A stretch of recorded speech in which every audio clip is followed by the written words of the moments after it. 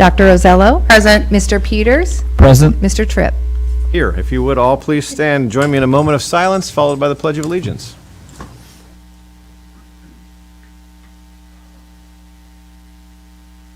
I pledge allegiance to the flag of the United States of America, and to the republic for which it stands, one nation, under God, indivisible, with liberty and justice for all.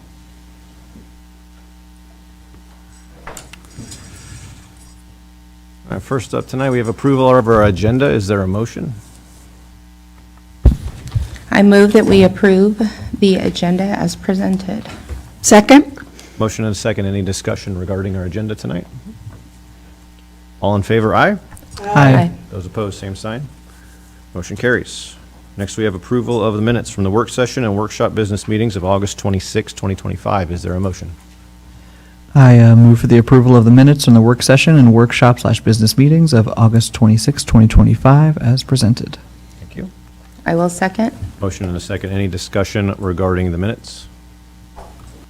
Seeing as there is none, all in favor, aye. Aye. Those opposed, same sign. Motion carries. Next, we have public participation. This is an opportunity for members of the public to address the board regarding agenda items or other matters of concern. We do have two members of the public who wish to speak tonight. In order, we have first up Miss Cynthia Geary. If you would, Cynthia? Oh, Cynthia actually is not. Okay, understood. So Cynthia is not here. We have Jessica Messerschmidt. That's me. Please go ahead and Do I stand? come on up to the podium, if you would. State your name and address and present. Jessica Messerschmidt, address 2420 Liberty Ave, Missouri Valley, Iowa. So I am in Harrison County. I didn't know if I could still come, but they said I could. Sure. So I'm here today with my colleague Jess Urban on behalf of the Red Barn Schoolhouse, which I'm new. I'm the new kid on the block. I'm on the governing board. I work for the Army Corps of Engineers. I'm a geologist by trade, but I'm a project manager as well. So I joined the governing board recently, and we're here tonight just to kind of say that we were here. We're here tonight to make sure that the board knows that we would like to have further conversations about the future property of the Red Barn Schoolhouse, which we are in the process of starting, and we have a couple different sites. It's been approved by the state of Iowa to serve Crescent and the surrounding communities. And as most of you know, it did not open last year due to some various issues with the land. As everyone knows, there's a school in Crescent. It's being used for some other things currently, but we would really like, before we start to build somewhere right near a school, before we start to build another school next to our school, we would like to have some further conversation with Council Bluffs School Board on the use of that building.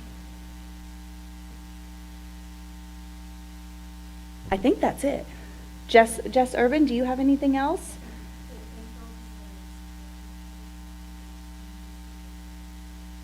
Absolutely, yes, yes. Like I said, I'm kind of new to this all, so I come in here with, more than willing, fill me in, give me, I want to have an open line of communication, and I know there's been previous discussions, and, we've got a lot of new updates and just exciting things in the works that we want to work in collaboration with Council Bluffs. Thank you. Yeah. Any other members of the public who wish to speak tonight?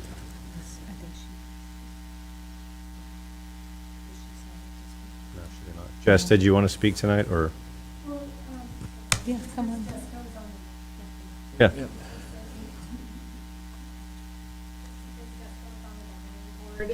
I didn't know if multiple people was all right or not. Yeah, sure. Hello again. I've met some of you and seen some of you in the past. I did speak here almost 2.5 years ago when the school did close. I was here with my husband and 2 little girls. And so here we are just revisiting and wanting to start a new project. And form relationships, and I wasn't sure how to go about approaching the school board. So I apologize if I sent some emails to some and not to the full board. But here I am and our committee, and I just love the chance to have a meeting with you to just discuss some of the things we'd like to talk about with regards to the school in Crescent. So that's pretty much it. Thank you. Okay, thank you very much.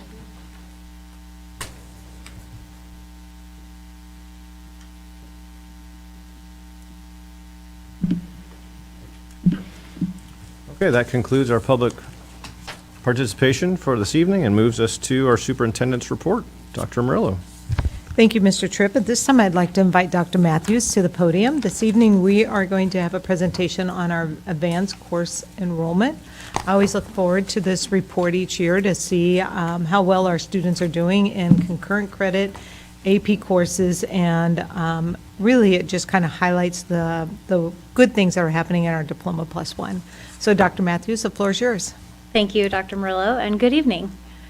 Good evening. I absolutely agree. I love presenting this report each year because it is so exciting to hear about all of the great things our students are accomplishing in advanced course enrollments. This is directly related to Strategic Goal 2, which, as a reminder to all of you, is to guarantee each graduate is future ready. And as you know, we measure that goal based on the percentage of students who achieve their Diploma Plus One. And advanced course offerings play a huge role in students being able to accomplish that Diploma Plus One through those certificates, diplomas, and degrees. So tonight I will share with you an update on our enrollments in advanced courses from the 2024-25 school year. First, a little overview of the two different types of advanced courses we're talking about this evening. We have both advanced placement and concurrent enrollment courses. Both of these are rigorous college-level courses. They're just governed in a little different way. So for advanced placement, that curriculum is approved by the AP College Board to ensure that it is that high rigor and college-level course. And to get college credit for those courses, students must earn a passing score on an AP exam for college credit, and typically that is a score of 3 or higher, although some institutions, depending on the course, may have a different passing score that varies slightly, but general rule of thumb is a passing score is a 3. For concurrent enrollment, again, rigorous college-level courses, those are taught in combination in our high schools, online, or on campus at a community college, and they can be taught either by our own certified teachers who have been vetted and approved to teach these courses because they have their master's degree and 12 additional hours in that content area, or they can be taught by the community college staff as well. And here, students are awarded that college credit by the participating college directly. So for us, that is typically Iowa Western Community College, and we do have a few at DMACC as well. So starting with our advanced course enrollments, this is our total course counts when we include AP and CE offerings through the years. And you can see we've had really nice steady trajectories, upward trend lines there in those total advanced course enrollments. If you recall, in 2023-24, we had a huge increase of nearly 500 more course enrollments than we had seen the year prior. We maintained that. We were really steady. That was 3,855 enrollments. This year, we're right at 3,826 for the 2024-25 school year. So a very slight difference of 30, but maintaining that really high number of course counts overall. When we look at advanced placement course counts separately, you can see that we did see some decreases initially. We've talked about this in the past, that as those advanced placement course counts decreased, it was because our concurrent enrollment course counts increased, which was kind of balancing out those two numbers there. We did see a slight increase in enrollments in 2024-25 with 602 compared to 594 the year before. So very, very consistent there with our AP course counts. What I'm really excited to share with you tonight is related to the exams our students take for advanced placement.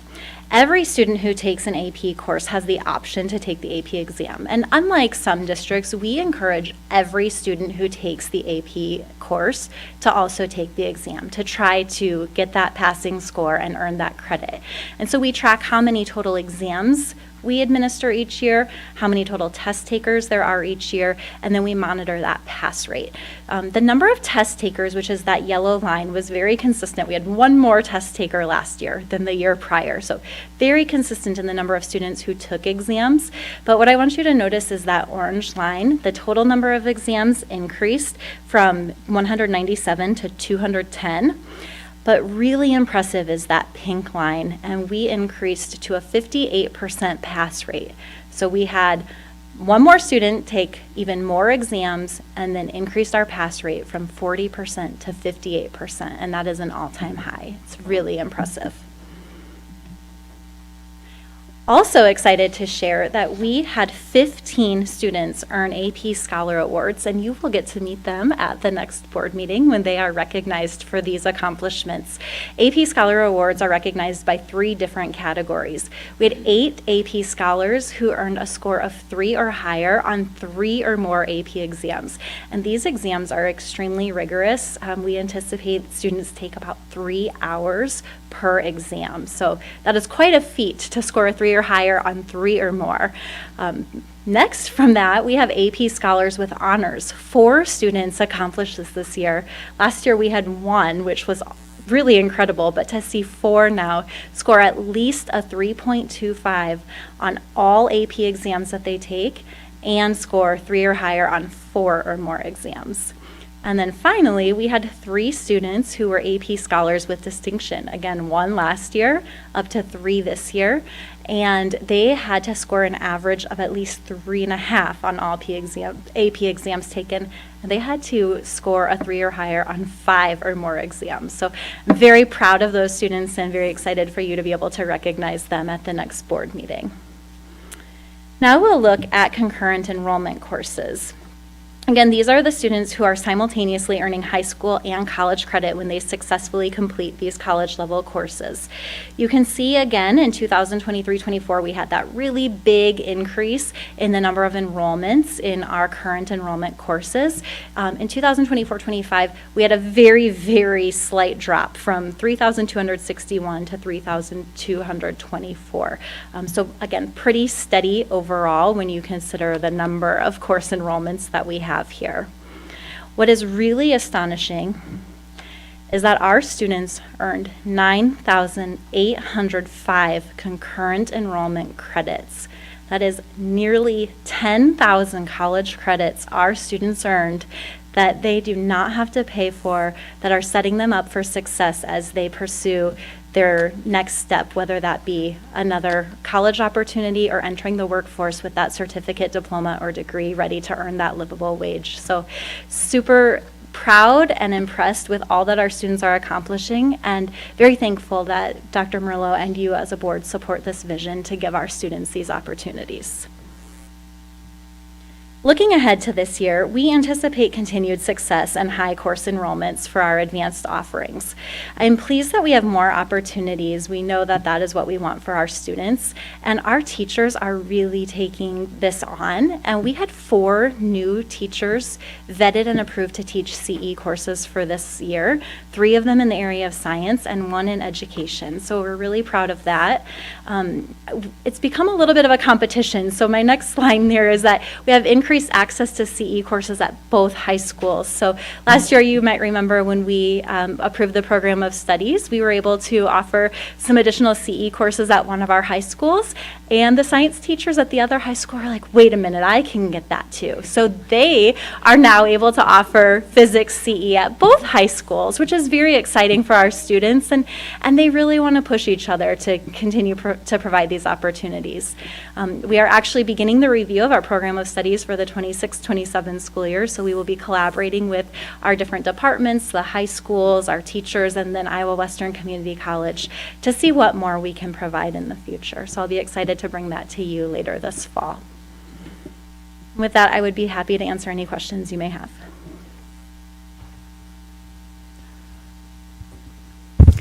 Thank you, Dr. Matthews. It is terribly exciting that we're doing this for our students. One of the questions I had was the AP versus the concurrent. It would seem it's easier to get the college credits in the concurrent than it is in the AP. A benefit to the concurrent enrollment is that successful completion of the course equals that college credit. I think the level of rigor and expectation for students is just as high. It's still a college level course, but there's just not that additional pressure of the exam, the 3-hour exam with the AP courses. Okay. Related to that, so I think we've talked about this in the past, the concurrent enrollment credits, I know those are accepted at Iowa Western and at majority of Iowa schools, correct? Because I know that's always one of the differences that students look at is the AP credits are accepted nationwide, whereas concurrent enrollment, it's just the University of Iowa. I think I asked the same question last year, but I think I just ask this every year. Has there been any issues with students wanting an additional either concurrent enrollment or AP class that we're not able to offer? You mentioned the 4 teachers, but For the most part, no, because we are able to offer them either online or in person on Iowa Western campus as well. So we offer over 40 within our high schools that our own teachers can teach, which is amazing. I don't know if many other districts are able to say that. But then beyond that, there are hundreds of courses that students can access either through online or on the Iowa Western campus by those instructors. awesome. Yeah, thank you.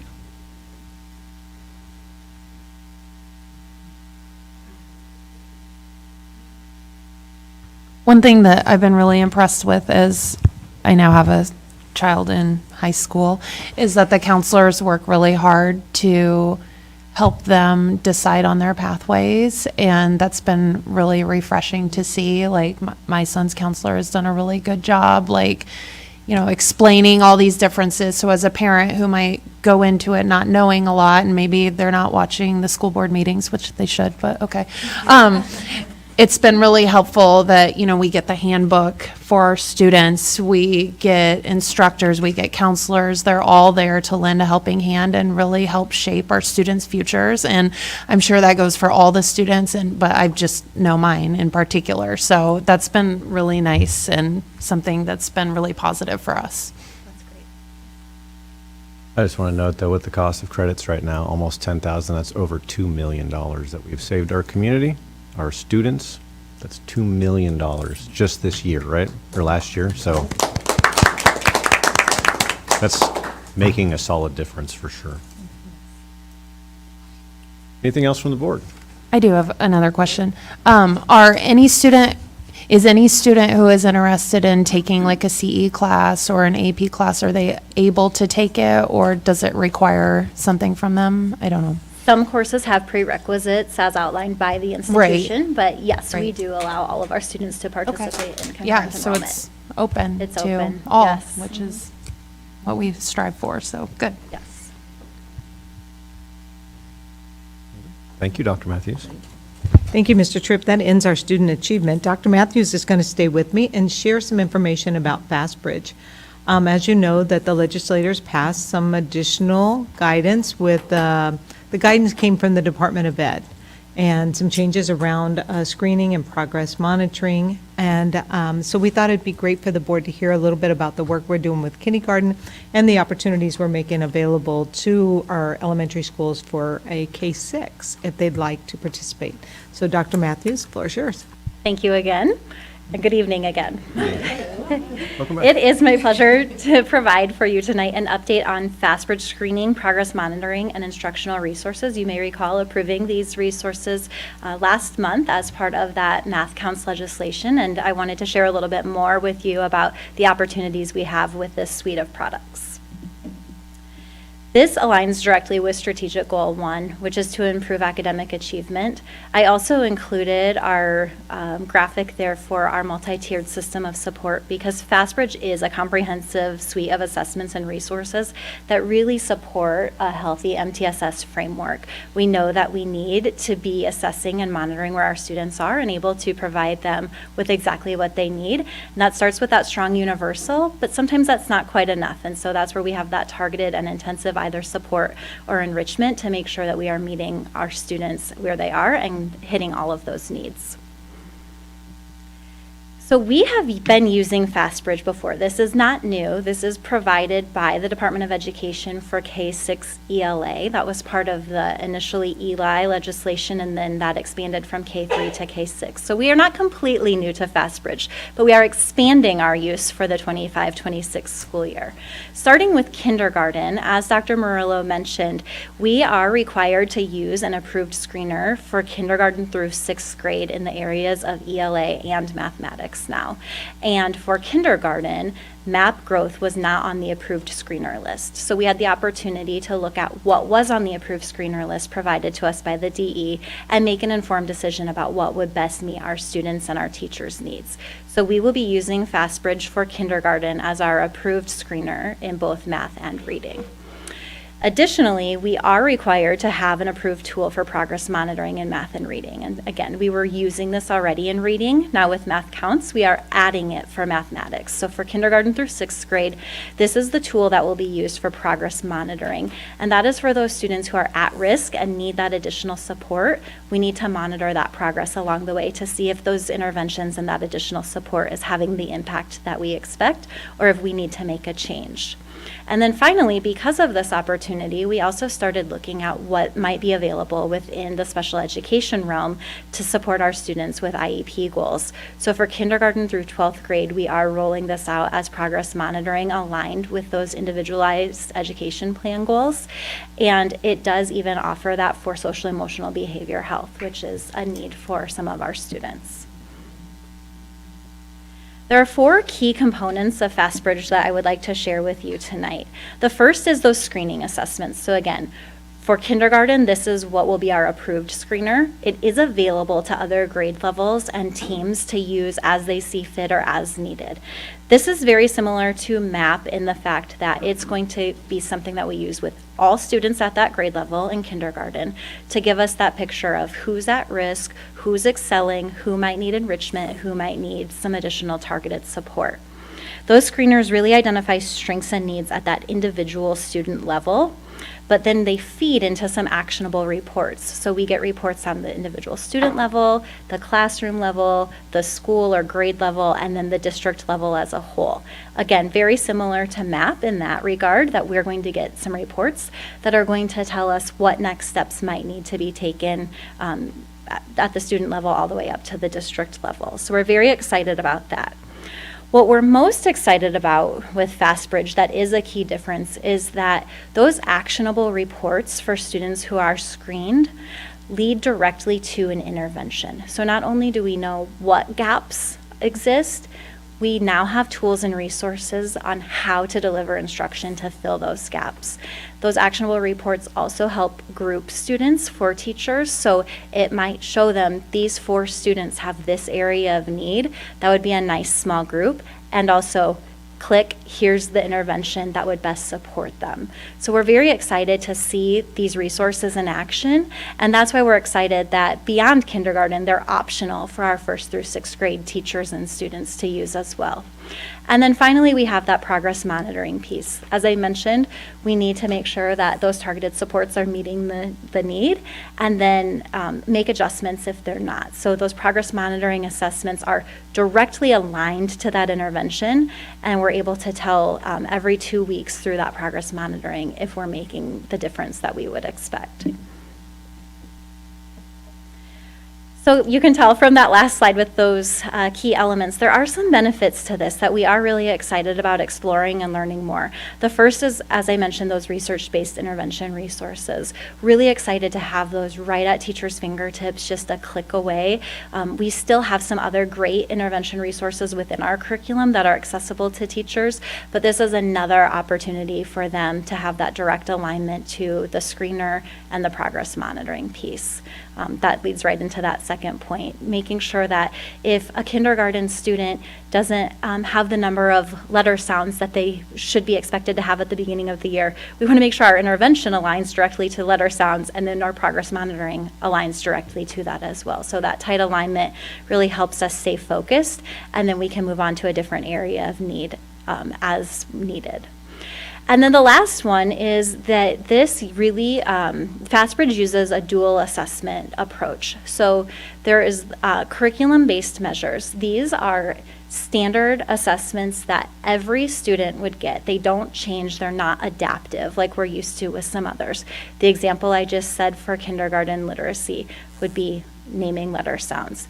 That's not going to change. They're going to sit one-on-one with a teacher for a minute and identify letter sounds. That's not going to adapt with them. That's just what the curriculum, the standard says a kindergarten student should be able to know and do at this point in the year. Here are the benchmarks and number of sounds. In addition, there are computer adaptive tests as well, more like what we are accustomed to in MAP, where the test will change and grow with the student. So as they're progressing and answering a lot of questions correctly, then it will advance with them. If it needs to drop them back, it will. So using these dual approaches really helps to give that big picture information about where they are on grade level standards and curriculum, and also how far beyond that they can stretch. So we're excited that FastBridge uses that approach to their assessment suite as well. So we have a few next steps. We are currently in the midst of our fall screening window. It closes on Friday, so we are completing that and supporting our schools with that step. It seems to be going really well with both FastBridge and our MAP screening.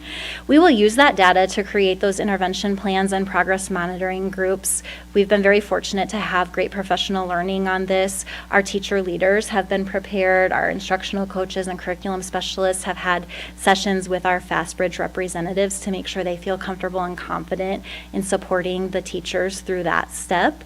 And then we really think it's important to continue monitoring the effectiveness of this and getting feedback from our schools about what's going well, what more is needed, what are you finding with these reports and resources to be helpful, is this direction that we want to take to more of our students, and the schools seem really receptive and responsive to that so far. So that is where we are with our FastBridge expansion for implementation.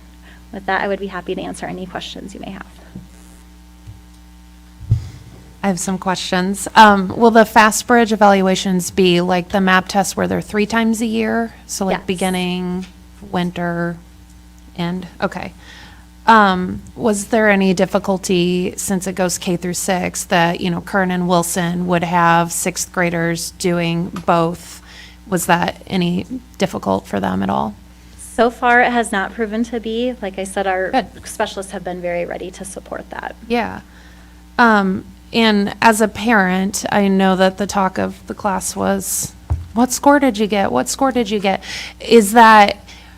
Are the FastBridge scores and the MAP scores, are they comparable, or will they see a little bit of a shift, just so that parents can be aware of what's going on? Sure, that's a great question. So there is not a RIT score for FastBridge the way there is for MAP, but there are still percentile rankings. So that would be a more okay. like comparison. Okay, so kids won't be like, I dropped 40 points, or, because. Right. Okay. Yes, and because it's a suite of assessments, then there are different benchmarks. So, letter naming or sentence reading, it's rate per minute. They're all kind of scored a different way. So really that percentile rank is going to be the constant measure. Okay. And then just from your viewpoint, I'm just kind of curious, like, as you go from FastBridge to MAP, are you able to get all of the data that you need to, like, evaluate from one to the other?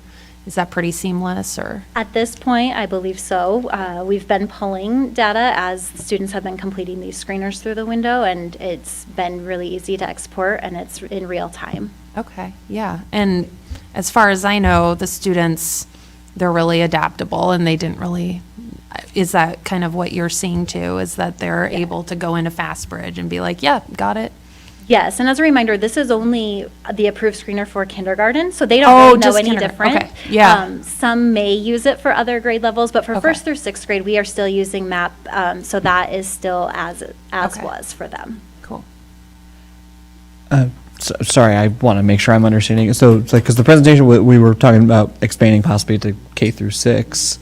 So I'm trying to keep in mind, like, the current schedule of tests that we do, because we have MAP that's fall, winter, spring, adding this also fall, winter, and spring. And then there's also, but then ISASP is also on top of that too. Is there any concern about possibly having too many tests for our younger kids? Well, for this year, this is replacing MAP growth for kindergarten, so it's not in addition to. Okay, And that's so good. it's not an added test for any of those students. Mm-hmm. There are some schools who are saying, you know, if we get this data from MAP growth that says these students aren't quite where they need to be, Mm-hmm. we might want to also administer some form of FastBridge, and that could be a 1-minute test. Yeah, Side by okay. side with the teacher, just to get a little more information. That's They good, might do okay. that piece, but Yeah. it's not a full battery of additional assessments that we're requiring for all. Okay, that's good. That's good to know. I admit when I was first, I was like, this sounds like a lot of tests, but how you framed it, that's perfect. Okay, and then I think I already know the answer to this, but I just still wanted to ask it. I mean, you mentioned how adaptable these tests are and everything, and they fit as far as having translatable resources, you know, for all of our current language services to support all of our students. Correct? Yes. Yeah. Cool. Awesome. Thank you. Anything further from the board? Thank you, again, Dr. Thank you. Matthews. Thank you. At this time, for our final presentation this evening, I'm going to invite Mr. Hamilton. He is presenting tonight on our attendance campaign, and I believe he has a team with him this evening that is going to present. And, and I'm super excited about this they gonna, presentation. Here we go. Mr. Hamilton? Yes, thank you very much. They're expecting a lot here, but we're not. I know, we're not- we were we're- low energy yesterday, so we're going to try to bring it a little better today. Yeah.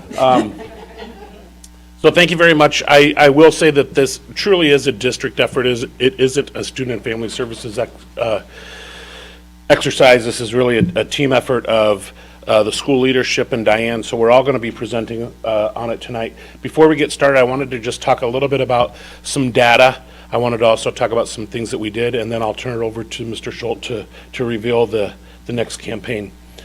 So I know I give you facts every time about attendance. So attendance is still one of those things that almost every magazine about education that you open up these days, we're still reading about attendance. I would say it's the number 1 indicator for student success, quite honestly.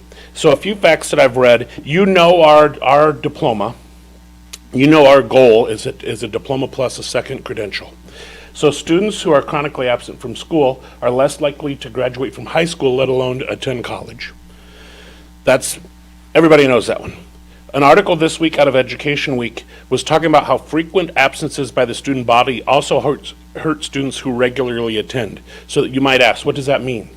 Well, if teachers have to go back and work with students who missed a day or two of education, they're taking time away from all kids, taking time away from what they could be doing to lead the next progression. And then the last piece is another article out of Attendance Works.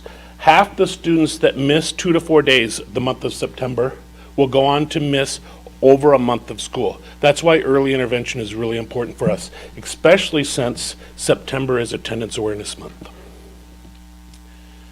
So really looking at what we did last year for the attendance campaign, this is really from a district perspective. The schools did a ton of work. We have staff within the schools who work on attendance every single day. So they did a ton of work. This isn't just a district effort. So all schools developed a comprehensive attendance plan for the year that really mapped out everything that they were supposed to do around attendance to try to improve attendance and reduce chronic absenteeism.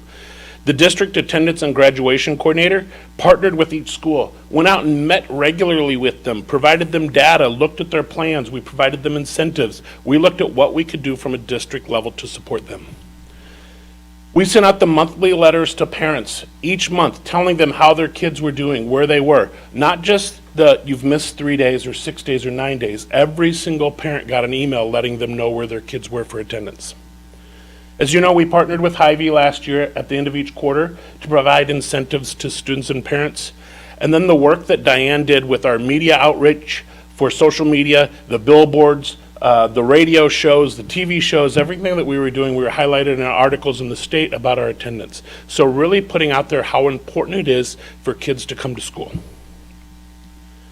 So those efforts were not in vain. I know we talked, I think, a couple board meetings ago. Our chronic absenteeism was reduced by 3% with our greatest change in secondary schools. That 3% means about 250 kids who were chronically absent the year before were not chronically absent last school year. That's 10% of the school days. That is huge. And with that, I'm going to turn it over to Mr. Schultz to talk about what we're doing moving forward.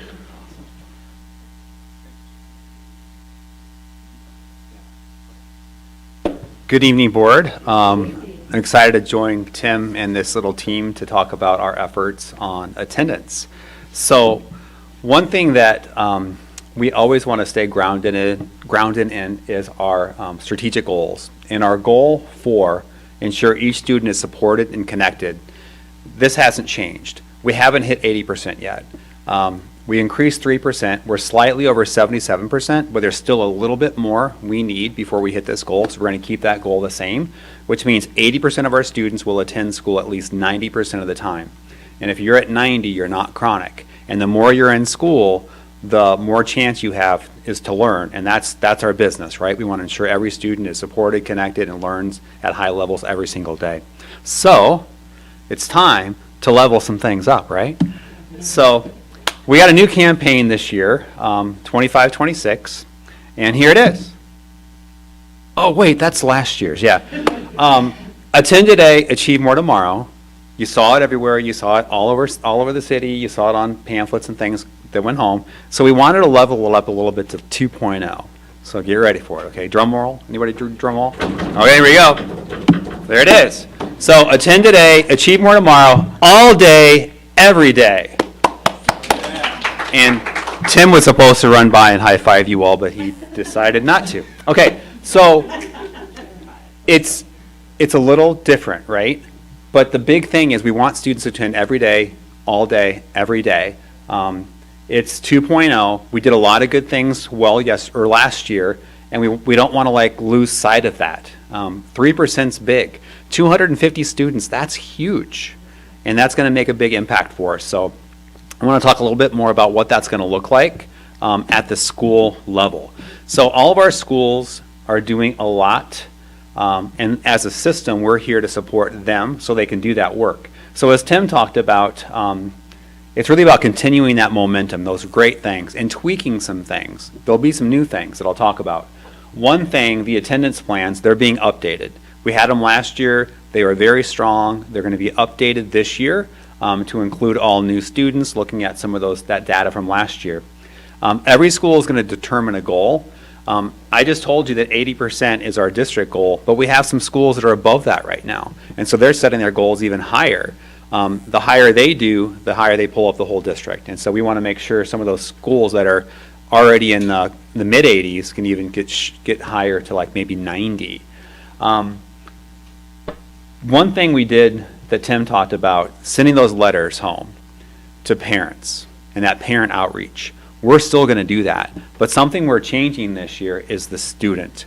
Probably the most important thing, right, is that our students know that they are cared for and that when they're not at school, we miss them because they're important to us. And so our schools, our teachers are going to send home postcards if a student misses class or the day. And very simple, something like, we miss you today, can't wait to see you tomorrow, hope you're okay. Now, we realize that if the student only missed one day, we know how fast the mail is, that letter or a postcard will probably get there after the student comes back. But that's okay. The point is, we want the student to know, to receive that mail, and to read that she or he is cared for and is missed. That's something we haven't done before, and we have learned that in places that do that, it does make a nice impact, because students need to know how much they matter and how significant they are in our schools.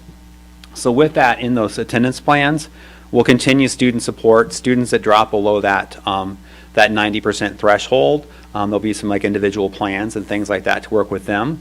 There'll be quite a lot of incentives, rewards, and celebrations, and I've got a next slide that I'm going to show you what that looks like. And then our schools are also partnering with some local businesses that help fund and provide some of those rewards and incentives for our students. So let me take a look at this next slide here. So this is school specific at elementary.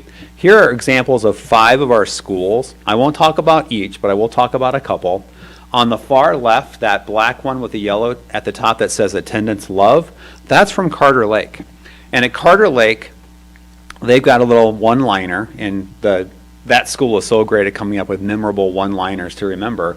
But the key to success is 3 or less. So at Carter Lake, if students miss 3 or less days of school, they get invited to an assembly at the end of the quarter, where they can be recognized. So it's kind of a big deal, and they rah-rah, and they really make that experience important for kids, because we find that it's not just the tangible things, but also just the experience of doing that is really important to them. And then if you take your eyes over towards the middle, at the red one that looks like some movie tickets, this is Franklin Elementary, and what they're doing a little bit different this year is they're trying to incentivize not just the child, but also including the parent and the family as well. So if students attend school, and they've had better than 90% attendance, their name gets put into a raffle where they can a chance to be drawn, and in a family gift basket or gift cards or other family based prizes can be provided. They can get that too. So yeah, our kindergartners aren't driving to school yet. Our fifth graders aren't driving to school yet. So oftentimes they do need their family to help them to get to school. So it's nice.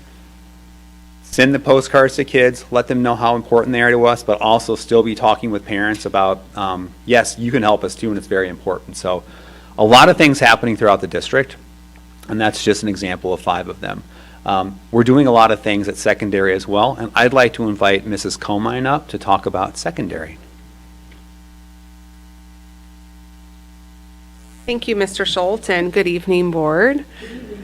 So at the secondary level, as Tim had mentioned, we did a lot of focused work, and we had 250 kids overall in the district, but a lot of those students were secondary students. And so in secondary, we utilized the 4-step process from Attendance Works that Tim had mentioned previously, as well as our district's multi-tiered system and support. And our schools came up with some really good plans, were really focused, and sifted through a lot of data and held a lot of meetings with students and families to ensure that we were meeting their needs and making connections and partnerships with them. And so one of the things that they realized, was that reducing chronic absenteeism really is truly a team effort, but it also requires a school-wide approach supported by professional development for the team, so that the team and the school can really learn and understand what the research and evidence-based practices are and how to implement them effectively. It's one thing to know what practices are, but how to actually implement them and connect them with the students and families were really important as well. We also found that it's important to know which students are chronically absent. And so every week they would sift through all of the students to know where they were, whether they were attending school with perfect attendance, all the way to the student who was chronically absent. And they utilized real-time data from the state's Student Success Portal, as well as our district's Power School, to help track attendance and also guide their work. We also work to really understand the barriers or the root causes as to why students were missing school. And that was something that Dr. Murillo really focused on last year when she rolled out our initial attendance campaign. And through attendance work, there were a lot of different worksheets and activities that the teams could utilize to help them with that work. And so they were able to identify, is this a transportation problem?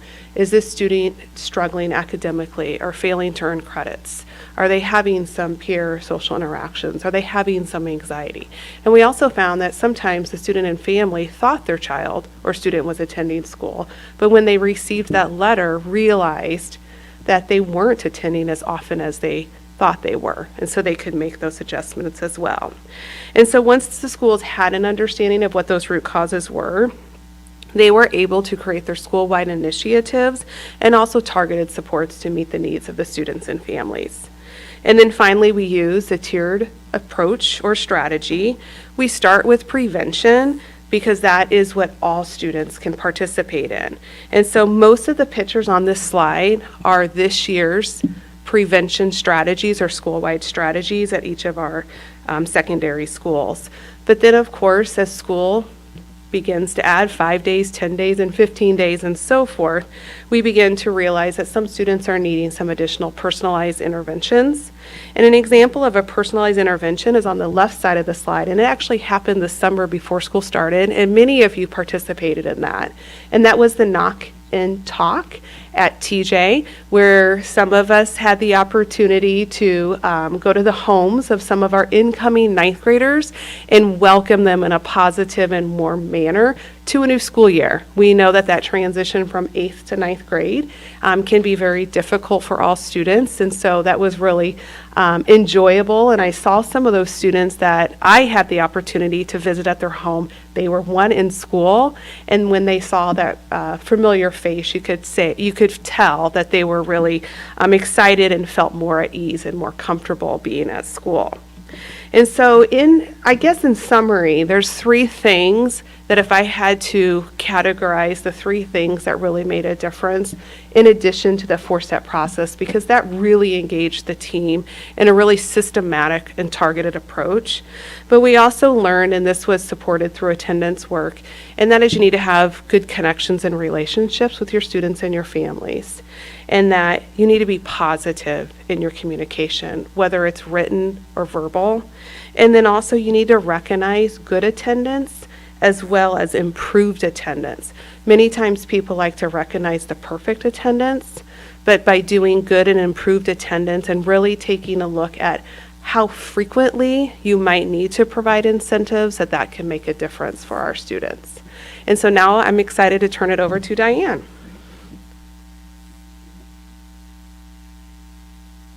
Well, hello, and I have a chance now to build upon what they've shared that's happening, not only happened last year, but is happening at every individual school.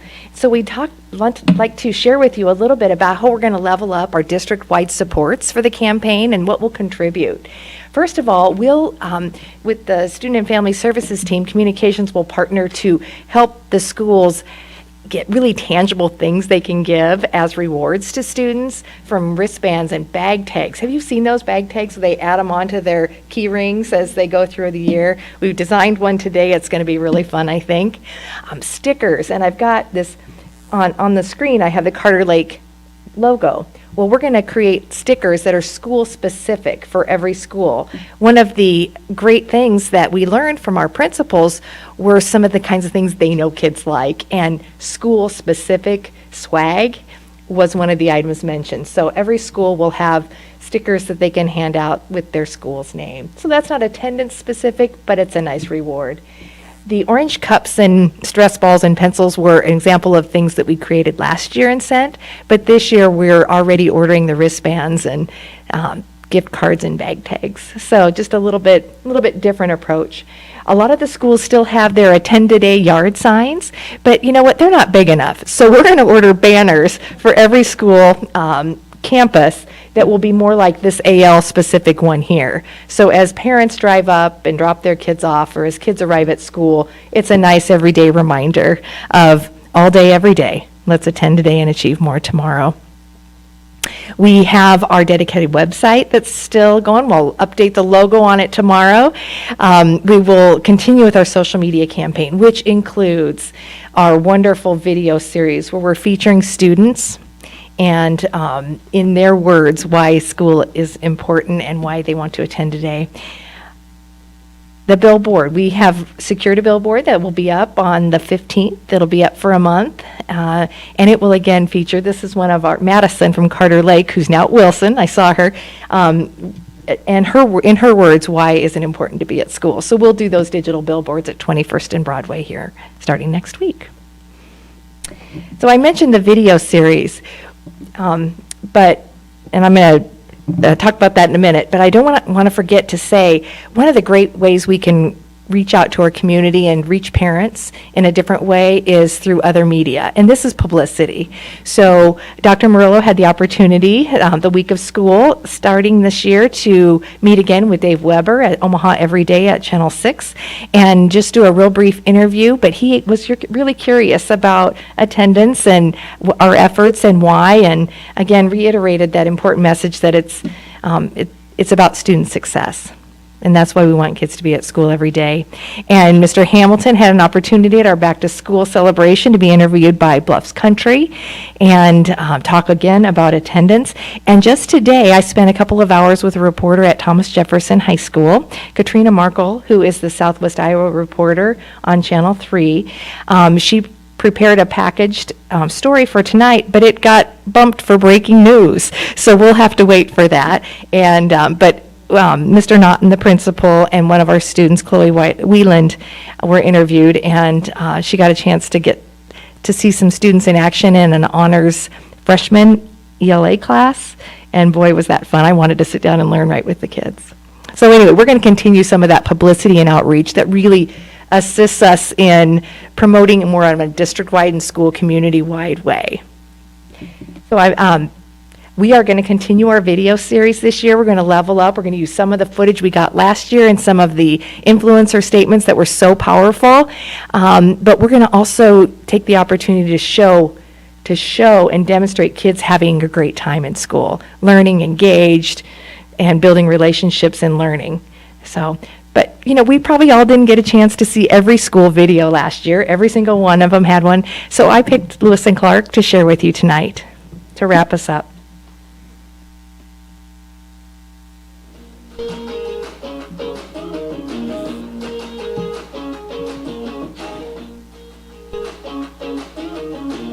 Love it. It's the best school I ever had. The teachers here are just super nice, and I just love all my friends here. My dad told me that elementary school is like the structure of your whole life. There's really nice teachers and really nice people here. I'm learning how to draw nicely, not scribble, and I'm learning how to cut on lines. Learning the stuff today that I learned, it will help me in the future with the stuff I'll do. I want to be in school because it makes me happy, and the worries that I worry at home will kind of just go away. If we didn't have school, we wouldn't know anything. You gotta go to school because you have to learn. If we didn't have school, it'd be miserable. I would just have to stay home and watch my tablet all day long and eat my chow. And I couldn't play with my friends. I want to choose learning how to do math and like measuring how much like stuff is. How big, how small. Attend today, achieve more tomorrow. Attend today, achieve more tomorrow. Attend today, achieve more tomorrow.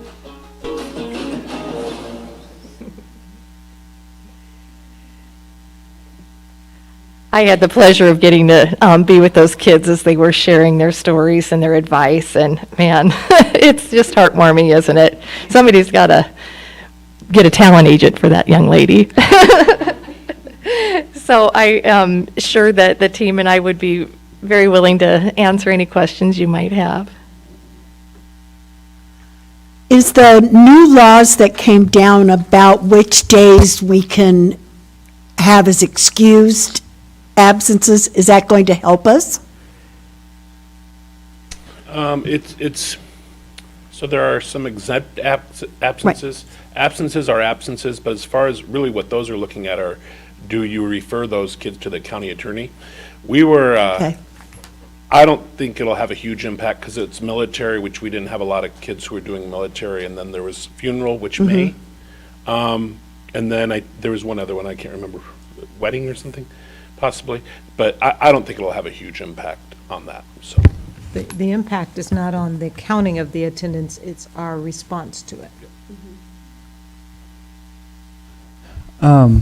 So I'm thinking, because I know a large focus is on our secondary schools, of course, because it's where we want to see, a large amount. And I remember as a kid that, there were days you were sick and stuff, but also there were days where you had a lot of appointments, dentist appointments, doctor's appointments, eye doctors, and things like that. I know at like Thomas Jefferson, for example, we have the bus that's available for medical care and screenings and stuff. Is that a wraparound service that we can use to be able to connect to those students? Like a student, misses, they can get a physical so they can do sports, if that's something that our all care facility can offer. Absolutely, and that we have changed that, so instead of being at Thomas Jefferson every day, it actually rotates to many different schools. I don't have the schedule in front of me, but it goes to lots of different schools. So that is really one that our nurses actually have the ability to call directly to them to set up an appointment. So the immediacy of being, as you all know as parents, sometimes it's hard to get your kids into an appointment. So the immediacy of being able to get in right away, and they save some spots for us throughout the day. So it's a really good service for us. And I think it's important to remember when we talk about chronic absenteeism, our our year is typically 180 days, so we're asking kids to miss 18 or less days, so it's still considerable amount. So we know kids are going to be sick or have appointments, but it's just missing for those no reason type days that we're trying to avoid. Exactly. Yeah. And this not as much a question, more a comment. I really do like.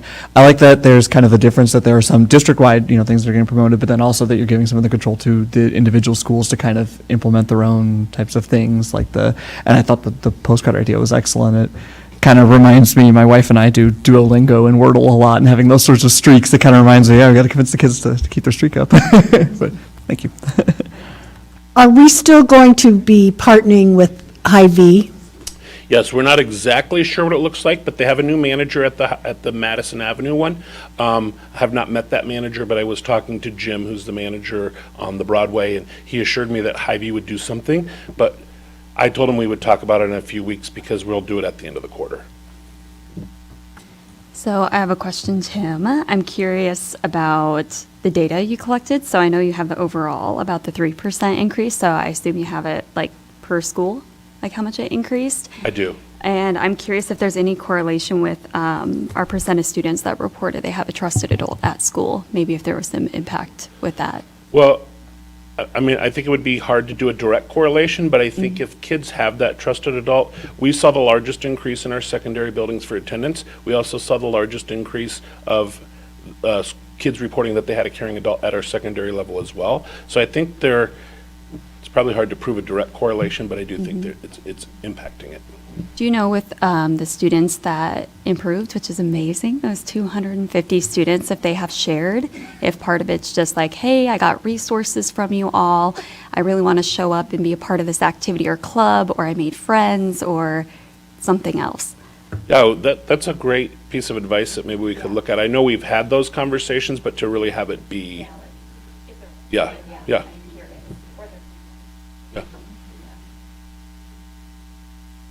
I do like the targeted approaches that each schools can use and also the postcard because I feel like that, again, reinforces with goal number 4 and just provides another touch point with that. And I think that's really beneficial.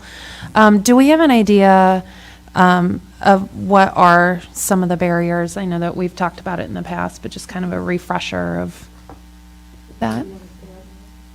Well, I mean, it might be, I could share an article maybe on Friday Notes because the one that we talked about, there's 4 buckets of why kids miss school, and I could share that with you just so you have it. Yeah. And if I could share a quick story that Ms. Foster Julie shared with me. She came back from being at Hoover, and she said, I was in this office with the counselor, and I was with some others, and she said, and here comes this little student with a pumpkin that said, my caring adult heart thing, and she said, that stuff really happens. She was so surprised because she got to see the student connect with their caring adult, and they brought a little pumpkin as a gift. And so Julie was like, I hear about all this, but to see it firsthand.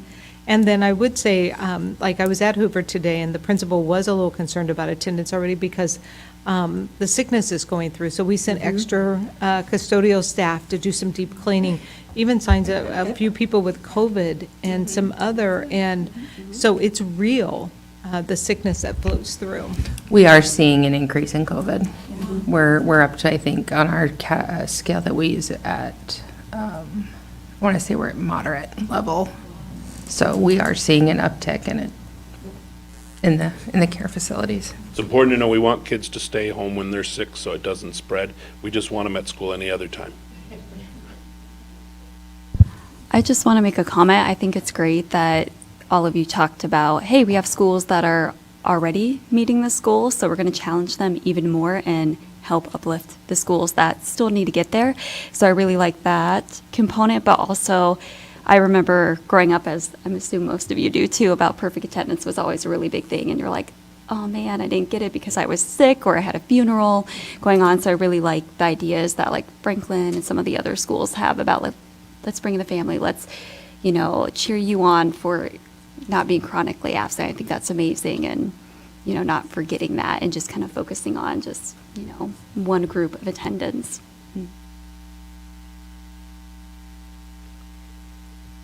Anything else from the board? Thank you. Thank you, Mr. Hamilton. All right, thank you, Dr. Murillo. That brings us to our business for this evening. We have one resolution item to discuss tonight. It is to approve HDR Architecture Incorporated for architectural services for the STEM High School. Is there a motion? I move that the board approves HDR Architecture, Inc. for architectural services for the STEM High School as presented. Second? We have a motion and a second. Any discussion? Do we want to, just for the public, kind of talk through a bit of this process as far as some of the work we've done with HDR? Yeah. And John, once you join me in case you need to add anything, we did the RFQ and went out for the qualifications. We had about 12 different firms that submitted, and we did have a rubric by which we were, and we had, let's see, 1, 2, 3, 4, 5, 6 on the committee that scored each one individually, and then we came together to then present our scores, and then we condensed that down to a top 3. Of the top 3, 2 were from Omaha and 1 was from Des Moines. And we set up and gave like an hour interview for each one. In fact, we did that the late afternoon of our first day of school. And we were together till about 5:45 that evening, and just really appreciated it, and then individually scored them also. And then from there, John and Daryl kind of went through all of our notes, all of our scores, and HDR did rise to the top with the energy, the plan, the proposal, and it wasn't by large. Some of these were really like within three points of each other. So it was very competitive, and a process that we were new to some of us, and to others it was, and I'm very thankful that we had Daryl Myers guiding us to ensure that we crossed every T and dotted every I, that we stayed in compliance with the state statute. Yeah, I would just add exactly what you said, is it was a very close competition, but HDR just had, they brought just a little extra.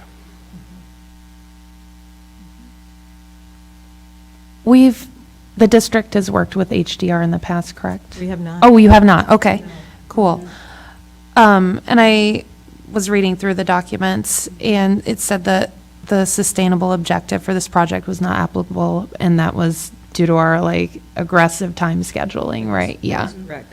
Yeah. That was one of the components that the architect firms had to be able to have the capacity to work.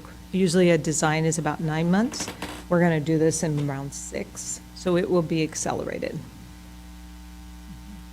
In the contract, it mentions some additional services. Do you have any idea if we would see any of that, or if that's kind of normal that we would add on to that, or I'm just kind of curious. Do you want me to go, John, or you? So I think what you're referring to, some of it depends on how soil samples come back. Some of it depends on what are services that are actually needed for the project. And you sometimes won't know that until you get into the design. I just didn't know, since you've done the ESC before, if that's kind of something that we're expecting or maybe not. So I just didn't know. And we didn't know either when we got into the Early Learning Center, and we had to go down 5 inches, remove, and bring back because the soil wasn't contaminated. It was just too soft and shifted. So we had to come in where we could pack it. And the artifacts. there were artifacts found too, which made things. Hopefully that doesn't happen again.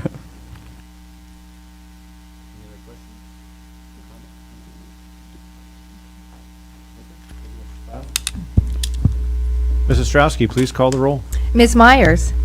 Yes. Mr. Peters? Yes. Mr. Tripp? Yes. Dr. Ozello? Yes. Ms. Hardeman? Yes. Mrs. Greiner? Yes.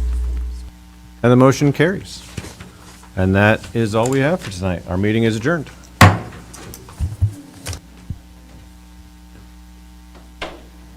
Where did that volleyball game? Please note I was only